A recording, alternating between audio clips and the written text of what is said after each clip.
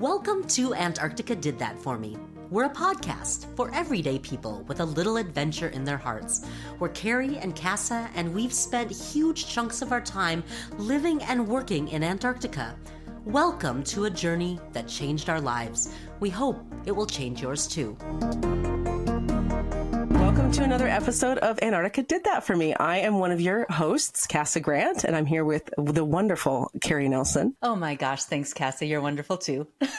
And this topic is a really cool one. It came from one of our listeners, actually. This came from a friend of mine who she actually sailed from Mexico to New Zealand. It took her about a year. So she's a deep water sailor. And her question was, I'm really curious about how you managed your mental health during the winters that you spent down there. And so I thought, yep, this is a great episode topic. We're going to go into it. So Keri, you were just telling me a little bit about this, but before you had your first winter, what were you thinking about and how were you conceiving of what your experience might be and especially as it relates to your mental health? One of my main goals going into a winter, not just a summer in Antarctica, but wintering over when at that time all the planes flew away and they weren't coming back. It was kind of like a person versus nature, that old kind of literary trope. But could I make it? Could I make it through an Antarctic winter without losing my mind, without going, just going to some really dark places? And I was like, no, I will not. I had read, blogs about going to Antarctica. I'd heard about winter overs. And when we arrived, the summer before, the winter overs were cranky and everyone's like, just leave them alone, give them space, talk gently to them, which I understand now that I've been a winter over. But as a new person coming in, that was like really threatening. Like, they are very scary people. And anyway, I'm like, I won't be like them. I just won't, says the young and naive Keri Nelson coming into her first winter.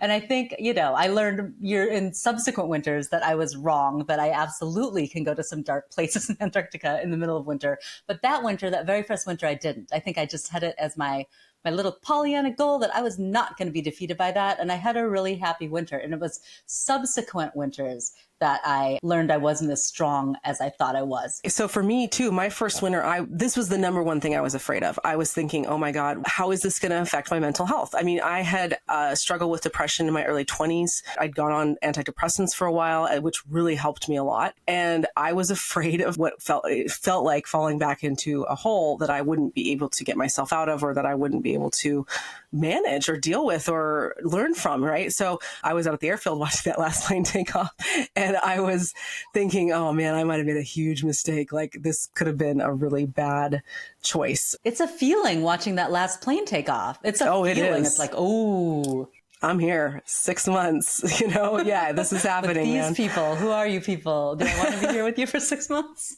Exactly. Sometimes is the answer. Sometimes. Yeah. And so for me, this is when I actually really got much more serious about taking care of myself physically, so that I could help my mental health too. And we'll talk more about that in a second. But I did a lot more research on what would be likely to happen when you were having, 4 months of complete darkness, but even also the isolation as well. I kind of had an idea, being from a very rural area in Montana, around the isolation part to a degree, but I did some research and I really started to get more intentional about how I was taking this challenge on. And I think that was a huge lesson for me, especially that first winter. So what did you come up with? Like, what did you learn, or what did you find was most effective for you, Cassa Grant? Well, I mean, there's many things, but I think that just physically, the number one thing I learned about was seasonal affective disorder and happy lights. I was like, oh, they work. They really work. There's a physiological thing around sunlight that really makes a big difference. And I think I kind of knew, my cousin had lived in Seattle, so I knew about happy lights a little bit, but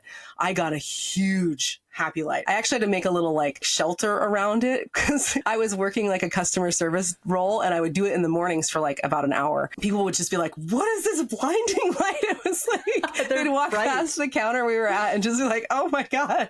And so I put a little box around it, so it was just basically hitting me and not bothering anyone else. Do you want to talk about the concept of that for anybody who's listening who's not familiar with what you're talking about with a happy light? Essentially what it is that you need to have what's called up to 10,000 LUX of of bright light in your eye for a certain amount of time every day, and it helps reset your circadian rhythm. Basically, it helps you produce melatonin. It helps the serotonin come up. When you don't get that, that's when you start to have serious sleep disruptions and those kinds of things. So, I mean, I use it in San Francisco. I use it here in New Zealand in the winter because for me, it actually is not necessarily more about mood. It's more about energy. Like I just start to get really draggy and really like ugh, in the winter. And I think part of it is that light thing is really important for me. And yeah, it really makes a difference. It just helps me sleep better, frankly, and have better energy during the day. I know that they would set up some rooms, when I was at McMurdo Station over the winter with some of the lights that were full spectrum lights that you were encouraged to go in and sit and use. There was a time there was an actual greenhouse at McMurdo Station, which has now been disassembled because it was just not a safe building anymore. But it really did make a difference to soak up some of that light when it's 24-hour darkness. Your body does just kind of need that. Because there's physiological things happening there that are affecting your mental health.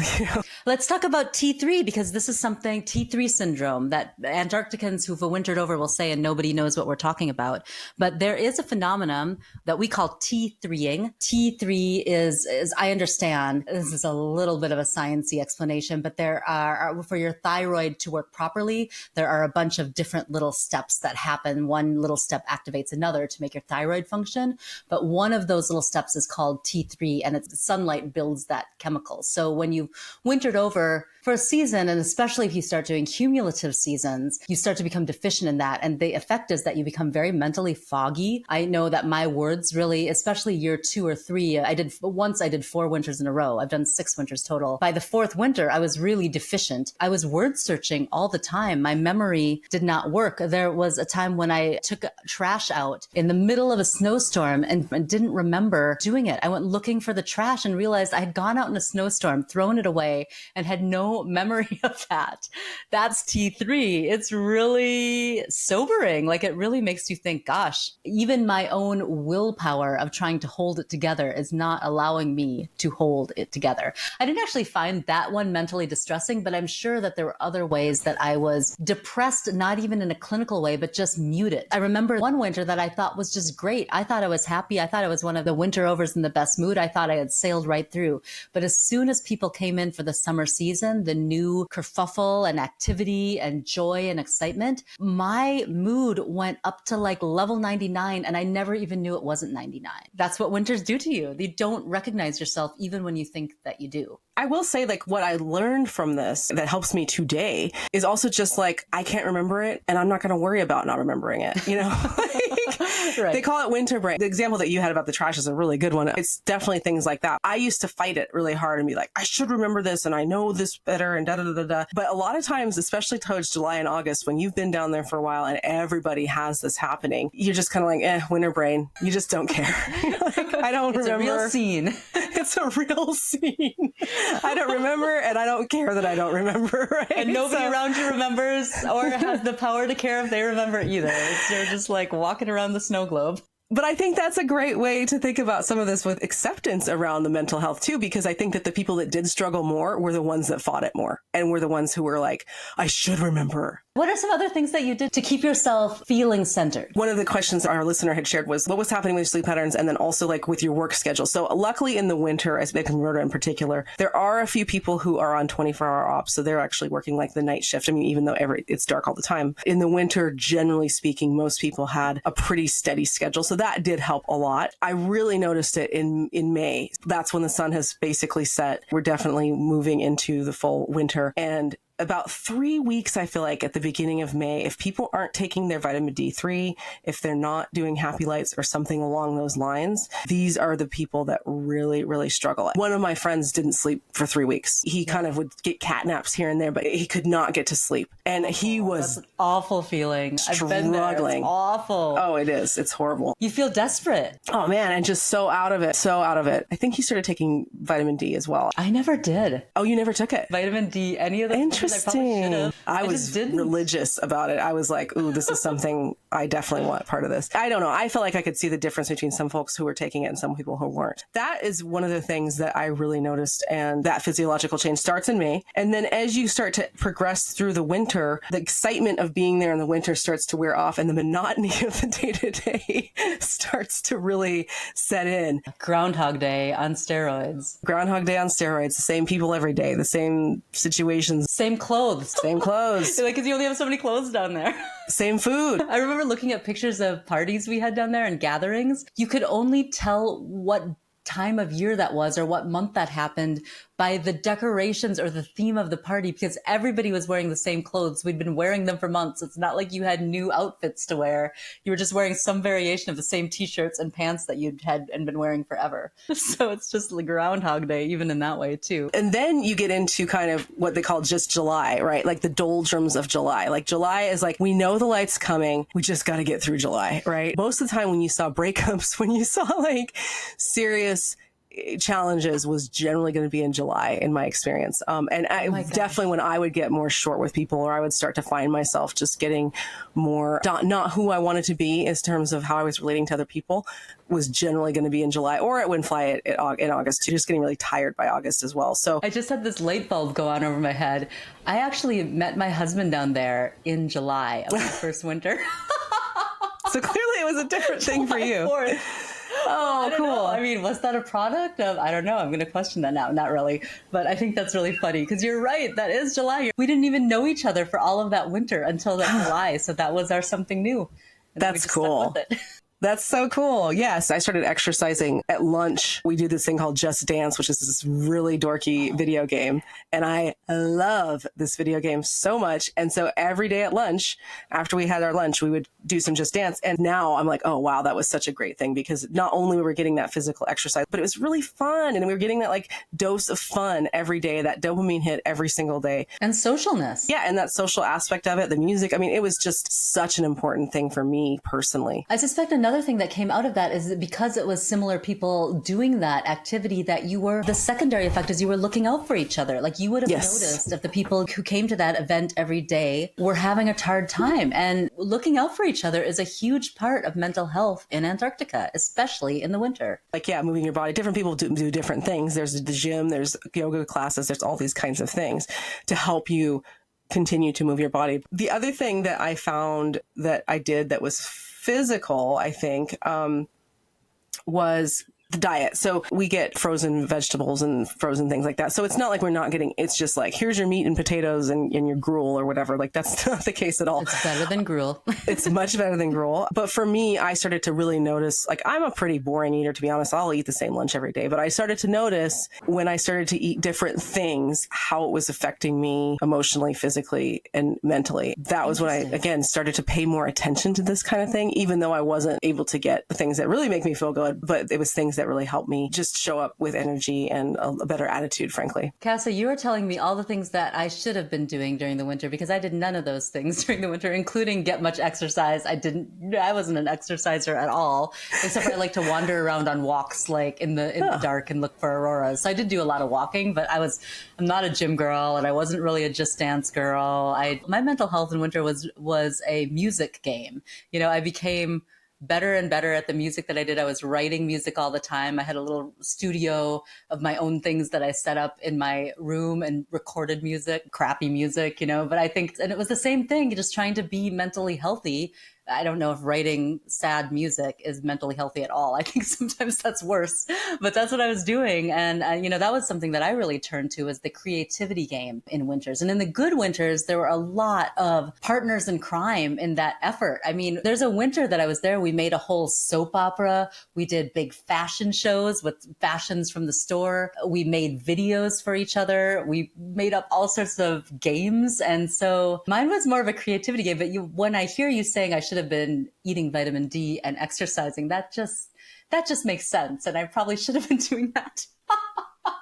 I wasn't. That I really started to think about, like, how are my physiological inputs affecting my mental health? And it's sad that it took a winter in Antarctica to make me even start to think about this, to be honest. It's true. I mean, I was 32 years old and I was like, ooh, this is something I need to pay attention to a little bit more than I had previously. So, I mean, I think it's just me trying to control my environment, basically, right? My body environment. Another thing that really helped me was like mental training and habits around like lists. Because again, since you can't necessarily trust your brain sometimes because of T3 or whatever, leaving breadcrumb trails for myself is a habit that I absolutely still use. I still am a big list taker because it lets me let go of things. I mean, they call it churning, but it's like when you're constantly like, there's something else I'm not remembering. Da, da, da.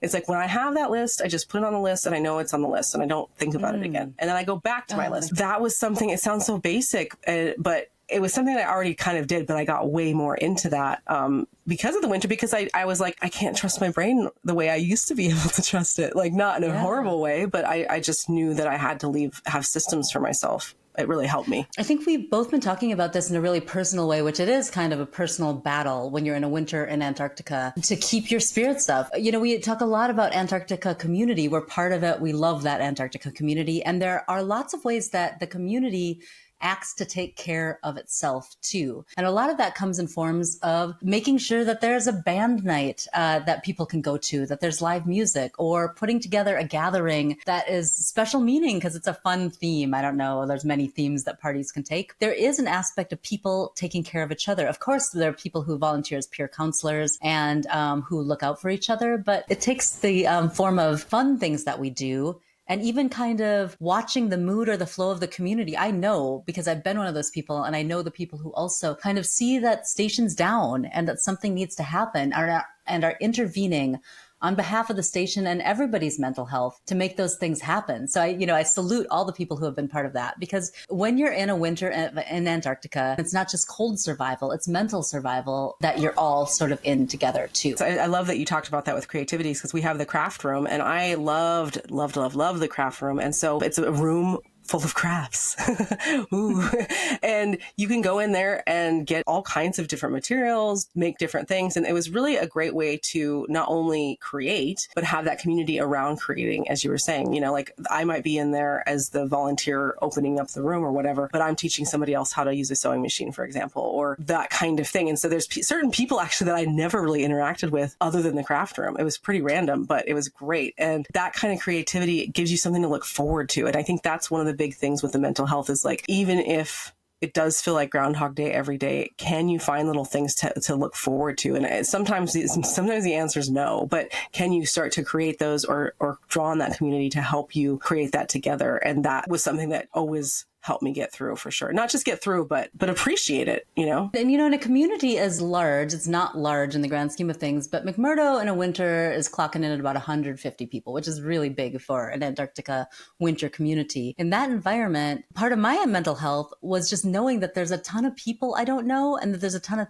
things that those people know about that I don't know about. Like, I'm not a craft room person, but I did spend a day or two in the craft room trying to learn something new. And that was just, for me, variety. For some people, mental health is routine, and a routine that can be predictable and comforting. For me, that is the opposite of mental health. If I have a routine that seems like it's going to stretch out forever, that is not for me. So for me, seeking out variety, and that variety came in the form of people, really helped me get through some winters. I don't like things being the same. I hate things being a routine. That drives me, it's not for me. I mean, I like a blend. I like a blend of both. Like I like a little bit of structure, and then within that structure to be able to blossom. Yeah, that's a good point about just getting to know different people, because there's definitely some very interesting folks down there. And it just helps you really appreciate those good relationships and those things that we did have going for us, which were very special and really interesting and unique, And I think that the last thing that I wanted to talk about with this was kind of in what I was calling the doldrums of the winter, kind of July times, was being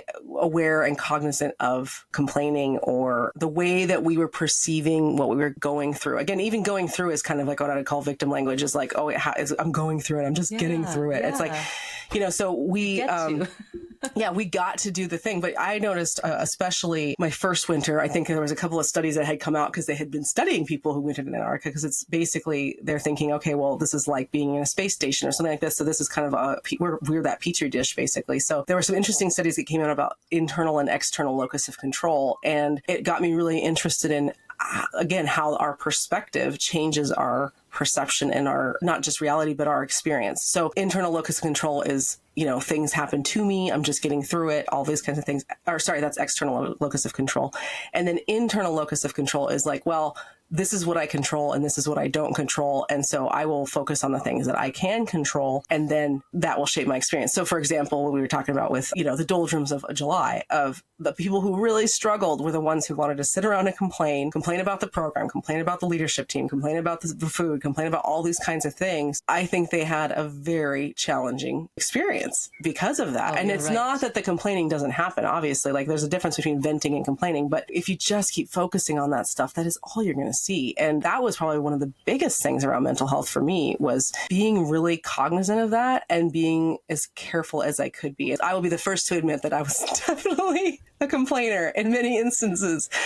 I don't think I got as bad as I could have. And that was probably the biggest thing that helped me with my mental health down there. A community can spiral down or a community can spiral up. And when you're a part of a community that's spiraling down, oh my gosh, that is not going to be the most fun time of your life. It can make a desperate situation feel even more desperate. I guess, that's our episode. That's basically the things that we did to support our mental health in Antarctica, both physically, mentally, and maybe even spiritually to a degree. How we not just got through it, but got lessons out of it and made it into some very powerful and unique and interesting experiences that I would never give up. I don't know if you would, but they're very core to who I am as a person, and I'm very grateful for those. Such good lessons. I just wanted to say that I've really enjoyed this conversation with you, and it's fun to talk about some of the things that we experienced as winter overs. And I also know that we've been getting a lot of feedback from people. So thanks to everybody who's been giving us comments about the content of this podcast. But one of the common things that I'm hearing is that people want to jump into this conversation with us. And I just want to invite listeners out there to please do jump into this conversation. If you've got questions or things you want to add, put them in any of the places that we're accepting comments. We're not really picky right now. We're on a lot of platforms. We're on a lot of social media, but we're listening, and we'd love for you to be a part of these conversations. If you've got something to say and we get good listener feedback, we're going to share that listener feedback going forward. So don't be shy. Reach out. Cassa and I are very friendly people. I hope you're getting that from us. So we'd love for you to be part of a conversation like this too, even if you want to talk about ways that, some of these topics apply to your non-Antarctica life. And that's actually our call to action for this episode as well, is thinking about any kind of easy changes or things that you can do to support your mental health. So again, it doesn't have to be a winter in Antarctica. It could be physiological changes. It could be attitude or perception changes. Where can you look for just a little tweak that doesn't have to, it's a penguin hops, like a little, not a baby step, but a penguin hop. What little tweak can you maybe make that's going to help with your mental health? And we invite you to take a look for those things. Join us, guys. We're really enjoying talking about all of this stuff. So we can't wait to hear from you. Thanks, everyone. Thanks for listening to the Antarctica Did That For Me podcast. If you enjoyed this episode and you'd like to support our efforts, we would love it if you would tell your friends. And if you leave us a review on Spotify or Apple, it will help us find more of our fellow adventurers. We release a new episode every Tuesday, and we are a video and audio podcast, so you can watch or just listen. We're on Spotify, Apple, YouTube, and more, or find everything, including links to our social media, at our website, antarcticadidthatforme.com. Thanks again for listening, and until next week, keep thinking about what opening your own heart to adventure could do for you.